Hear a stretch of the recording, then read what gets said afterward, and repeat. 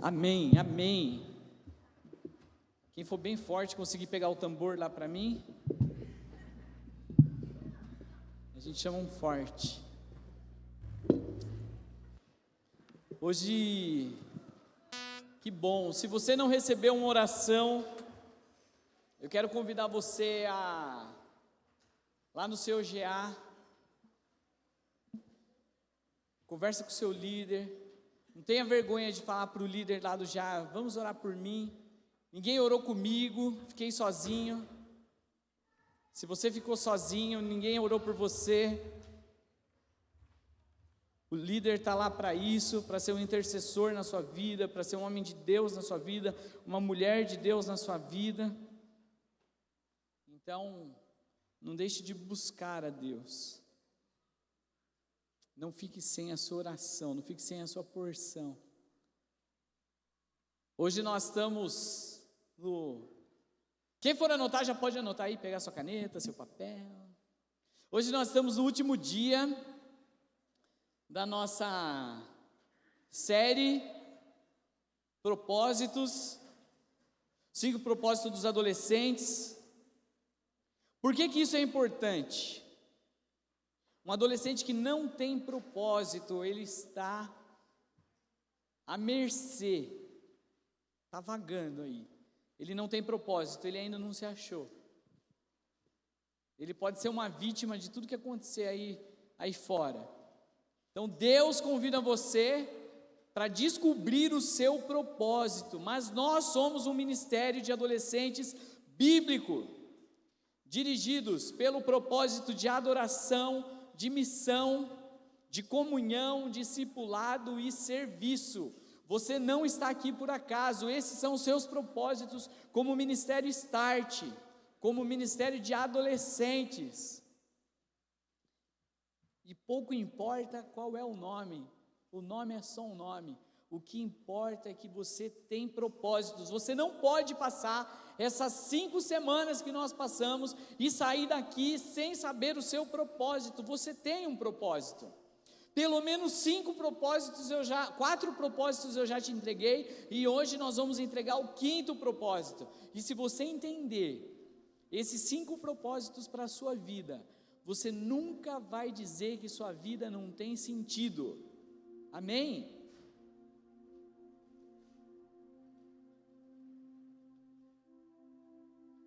Você nunca vai dizer que sua vida não tem sentido. Tem um monte de adolescente por aí e um monte de adultos por aí que ainda não descobriram o sentido da vida. Mas se eu fosse resumir em poucas palavras, nós fomos chamados para amar a Deus e servir as pessoas. Amar a Deus e servir as pessoas. Você foi chamado para servir. Deus tem nos confiado uma geração. Já pode passar o próximo slide. Olha lá. Esse é o nosso propósito, ser um ministério de adolescentes bíblico, dirigido pelos propósitos de adoração, missões, onde quer que você esteja, comunhão, você faz parte, discipulado, você é ensinado, acompanhado, pastoreado, você não é órfão. E serviço, você foi chamado para servir. E aqui, Deus tem nos confiado uma geração adoradora, missionária, unida. Somos um, certo? Somos um? Só porque a gente não cantou hoje, vocês dormiram? Somos um ou não? Sim, nós somos um. O tal do alérgico, né? Somos uma geração adoradora, missionária, unida, discipulada e servidora. Você faz parte de uma geração que serve a Cristo, serve aos irmãos e serve ao reino de Deus. Cristo está com letra minúscula. Passa esse slide aí porque teve um erro de digitação. Obrigado. Vou deixar isso, na tela, que é muito feio. Você faz parte de uma geração que serve a Cristo, serve ao próximo e ao reino de Deus. Eu sempre falo que quem não serve, não serve. Quem não serve, não serve. Se você não está servindo, e hoje a gente vai ver alguns lugares para você servir, você precisa rever. Você precisa servir. Quem não serve, não serve. Agora é a hora que vocês falam, amém. Fala assim, eu sirvo. Tem um monte de gente que fala assim, você não presta para nada. Não aceite essas palavras na sua vida. Tem um monte de gente que fala assim, você é um imprestável. Não aceite essas palavras na sua vida. Ainda que ela tenha vindo de uma autoridade sobre você, não aceite isso. Não aceite isso. Você é chamado, você é escolhido. Você foi sonhado por Deus. Você foi sonhado pelo Pai. Amém? Mas como que é que isso funciona na prática? Como é que eu posso servir com alegria? Como que eu posso usar os dons e talentos? Eu nem sei se eu tenho dons e talentos para servir Jesus. E por onde começar? Eu espero que a gente responda essas perguntas. Todos vocês têm dons e talentos que Deus colocou sobre vocês. Alguns Deus colocou 1, outros 2, outros 5, outros 10. Você precisa encontrar o seu talento e multiplicar. O tempo da juventude, que a gente ainda não tem muitos boletos para pagar, vocês não têm nenhum talvez, é o melhor tempo para vocês descobrirem o seu talento. Quem faz esporte aqui? Eu vou levantar meia mão, né? Porque eu sou um péssimo exemplo. Estou um péssimo exemplo, eu não sou, eu estou.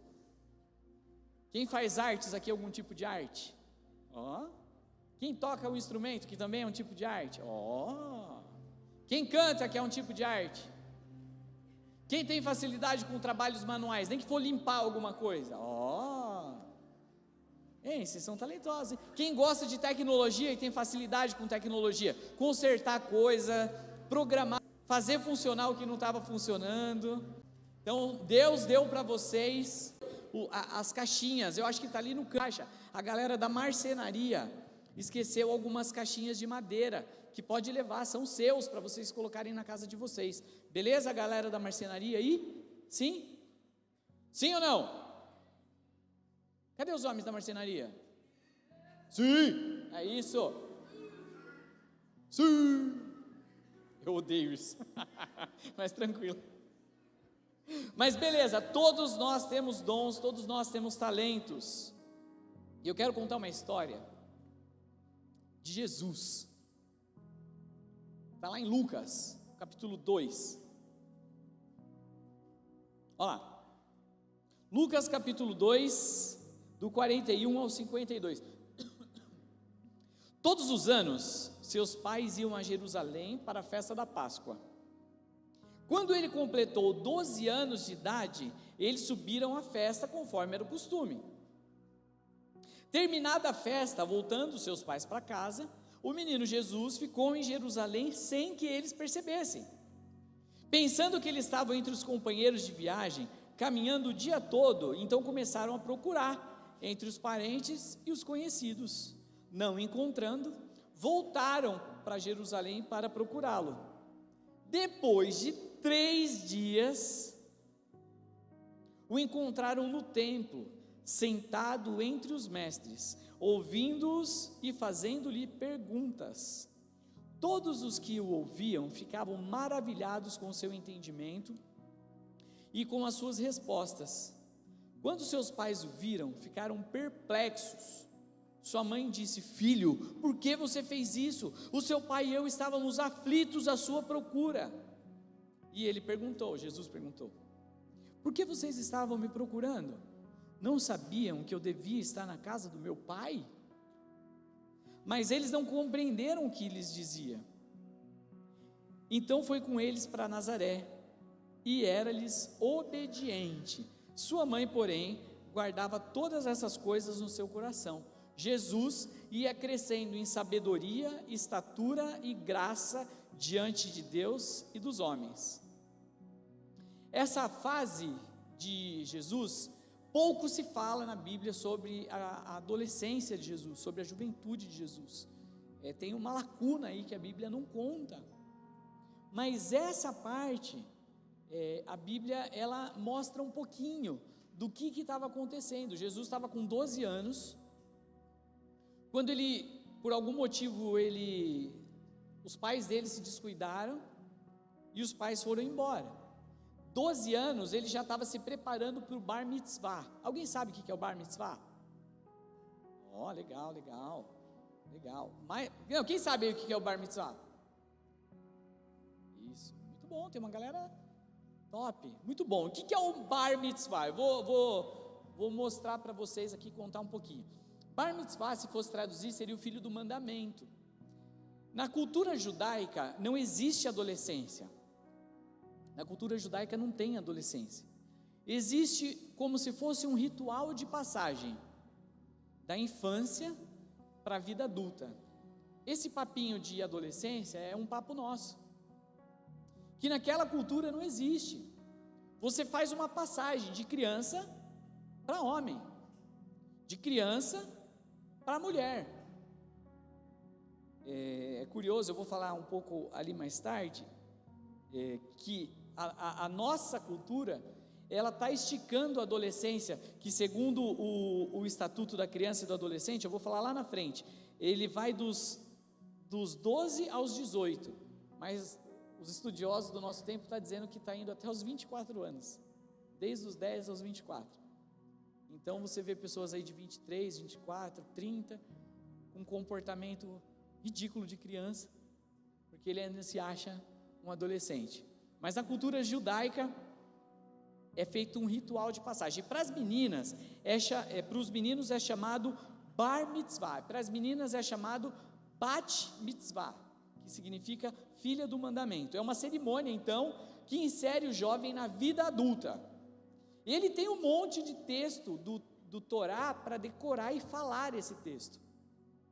Ele tem que estudar isso, né? Tem que estudar a Torá. A Torá são os livros do Velho Testamento, né? São os livros do Velho Testamento, ele tem que estudar na ponta da língua. Bom, então Jesus, possivelmente ele já estava com 12, ele já deveria estar estudando a Torá, estudando a palavra de Deus, porque com 13 ele ia fazer o ritual de passagem, embora a Bíblia não fala, mas era a cultura da época. E aí vem a pergunta, né? Já aconteceu com você, de você se perder dos pais? Não? Alguém já se perdeu? Caramba, mano, todo mundo. Eu pensei que era só eu que era meio sanguíneo e acontecia essas coisas comigo. Meu pai já era tão esperto, que meu pai sempre quando a gente ia, eu sou de São Paulo, né? Aí lá a gente ia passear bastante no shopping, né? Passeio de paulista e no shopping, né? Aí meu pai sempre falava, olha, o carro tá aqui, ó, na coluna A2, na B3, B não sei o que. Ele sempre falava para me ensinar o caminho da onde é que estava o carro. Então qualquer coisa que acontecer, você vem até essa coluna que eu vou vir aqui te procurar. E beleza. Era assim que funcionava comigo. Então muitas vezes eu me perdia e eu ia lá e eu já sabia que demorava um pouquinho, mas ele ia chegar. Alguém já se perdeu do pai aí, ficou desesperado, teve um acesso de choro? Ai, eu não quis expor vocês, eu achei que ninguém ia falar isso, mas tudo bem. E foi isso que aconteceu. Jesus por algum motivo se descolou dos pais, os pais não perceberam, foram embora. Um dia de viagem, cara, um dia de viagem. Primeira coisa, pensavam que ele estava com os companheiros de viagem, então foram olhar com os companheiros de viagem, porque era costume da época ir para as 3 festas que tinha naquele momento, era a festa da Páscoa, a festa dos tabernáculos e tinha mais uma lá que agora eu não me lembro, mas eram 3 festas, mas a mais comum era a festa da Páscoa. Foram olhar com os companheiros de viagem, não estavam, caminhavam o dia inteiro, aí foram procurar com os parentes, não encontraram no meio dos parentes também, mas onde está Jesus? Aí, cara, bate um gelo, né? Não tinha celular, não tinha delegacia perto, não tinha nada, e aí esse menino, onde foi que ele se enfiou? Vamos voltar para Jerusalém. 3 dias procurando o menino. Meus amigos, eu disse 3 dias procurando. Você imagina perder seu irmão mais novo, vou nem falar você, e depois de 3 dias você acha o piazinho ou a menina? Vocês já iam estar em pânico, não é? Oi? A gente já ia ter um piripaque no primeiro dia, imagina. Só que não é o irmãozinho mais novo, ele já tinha 12 anos, pô. Então encontraram ele no templo, entre os mestres, ouvindo e fazendo perguntas. Se você se perdesse hoje, sumisse, onde seu pai ia te achar? Onde sua mãe ia te achar? Onde sua avó, seu avô, seu tio ia te encontrar? Não precisa me dizer, mas se por acaso você se perdesse, aonde você estaria? Uma vez eu perdi a Mirella. Cara, eu revirei, 2 vezes nós perdemos a Mirella. A gente estava revirando a casa, a gente revirou a casa, nós não achamos a Mirella, cara. E procura a Mirella, e procura a Mirella, e procura onde que está essa menina, e olha para dentro, e olha em tudo, nós não achamos a Mirella. E ela tinha, até hoje, ela tem uma mania de quando a gente entra em casa, ela se esconde. Cara, depois de muito procurar, sabe onde eu encontrei ela? Dormindo dentro do guarda-roupa. Porque ela tem uma mania de se esconder para eu encontrar. Só que nesse dia eu cheguei muito cansado do trabalho. E aí eu procurei Mirella.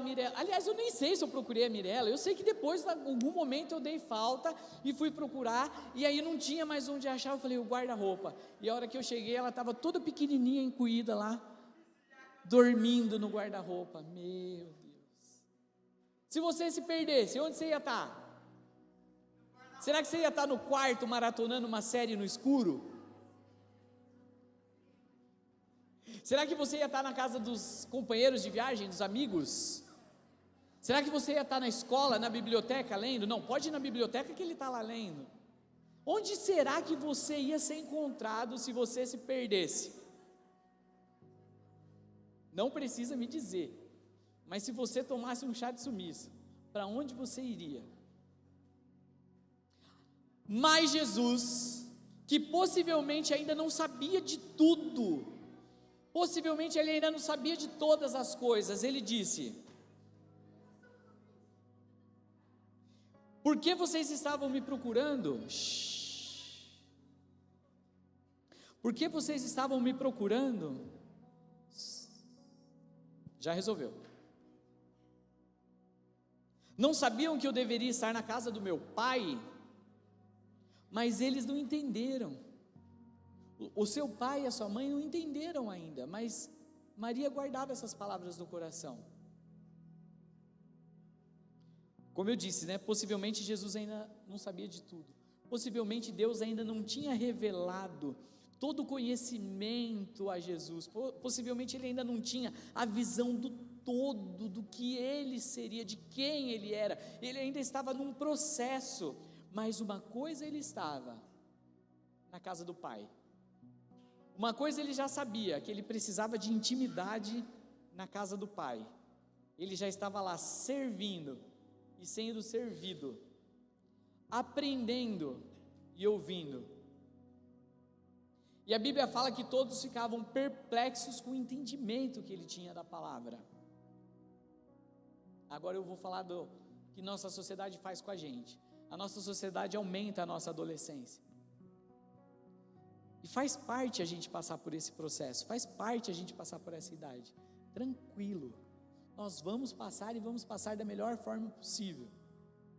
Segundo o Estatuto da Criança e do Adolescente, a adolescência ela vai dos 12 aos 19.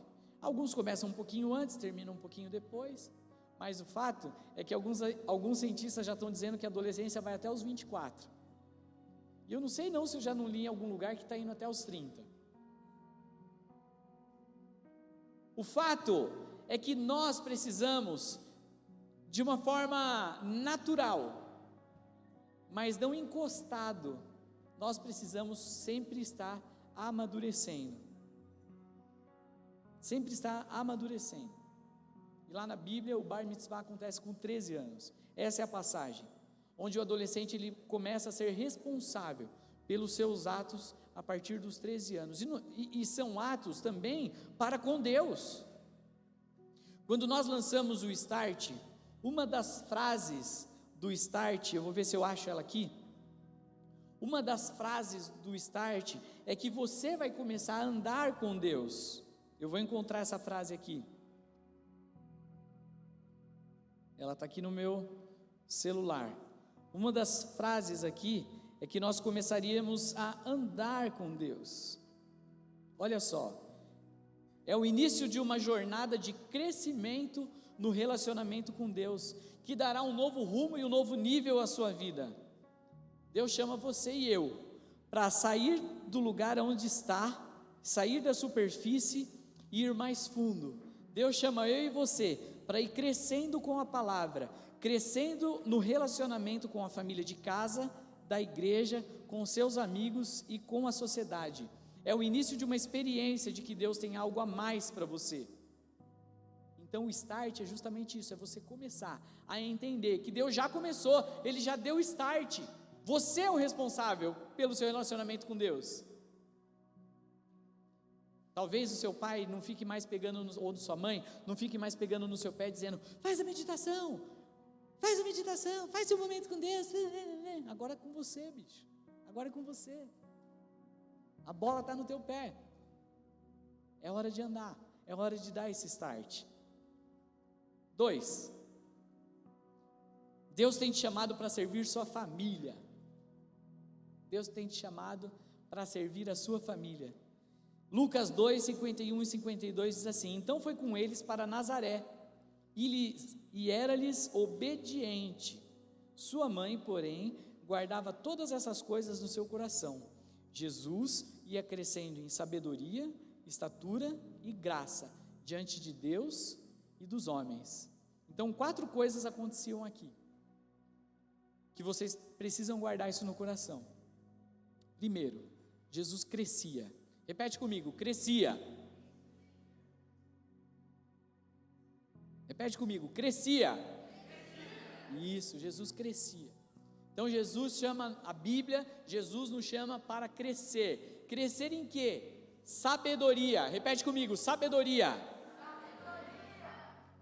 Estatura. O que é estatura? Tamanho. Essa fila eu não entrei, né? Piada interna. E graça.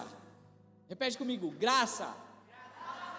Então Deus te convida a crescer e a amadurecer em sabedoria, em estatura e graça. Você precisa crescer nessas 3 áreas, diante de Deus e diante dos homens. Cada um respeitando o seu tempo, mas você não pode ficar preso na sua infância. Jesus te chama para servir. Jesus te chama para crescer em tamanho, em sabedoria e na graça de Deus. Não fique preso à sua infância. Não queira também adiantar o tempo. Mas entenda que Jesus quer que você cresça em sabedoria, no seu tamanho e na graça de Deus. Renato, isso tem a ver com servir? Isso tem tudo a ver com servir. Porque enquanto os pais estavam desesperados, achando que ele estava brincando e ele estava se divertindo, e não tem nada de mal nisso, eu creio que Jesus brincou e se divertiu, ele entendeu que aquele momento ele tinha que aproveitar e aprender lá no templo. Então não tem nada de errado de você brincar e se divertir e você curtir tudo o que você tem para curtir, mas você precisa também entender que tem hora que você precisa se alimentar do que se fala no templo, e contribuir, e servir no templo, e servir a sua família, e servir a Deus, e servir ao próximo. E para servir então você precisa de algumas coisas. Para quem está anotando, para servir, você precisa entender que você não pertence a você mesmo. Fala, eu não sou de mim mesmo, eu não me pertenço, eu tenho um dono. Você não é de você mesmo, você tem um dono. Seu dono é Jesus. O Pai é o seu dono, Deus é o seu dono. Você entregou seu coração a Ele, você não é mais seu, você não está mais perdido. Apagou meu retorno. Deu pau? Romanos 14, 7 e 8 diz assim: pois nenhum de nós vive apenas para si, e nenhum de nós morre apenas para si. Se nós vivemos, vivemos para o Senhor, e se morremos, morremos para o Senhor. Assim, quer vivamos ou quer morramos, pertencemos ao Senhor. Então eu não pertenço mais a mim mesmo, eu não sou mais meu dono, você não é mais o seu dono. Amém? 2 Pedro 2, 9 e 10, fala assim, e eu amo esse versículo: vocês, porém, são geração eleita, sacerdócio real, nação santa, povo exclusivo de Deus, para anunciar as grandezas daquele que o chamou das trevas para a sua maravilhosa luz.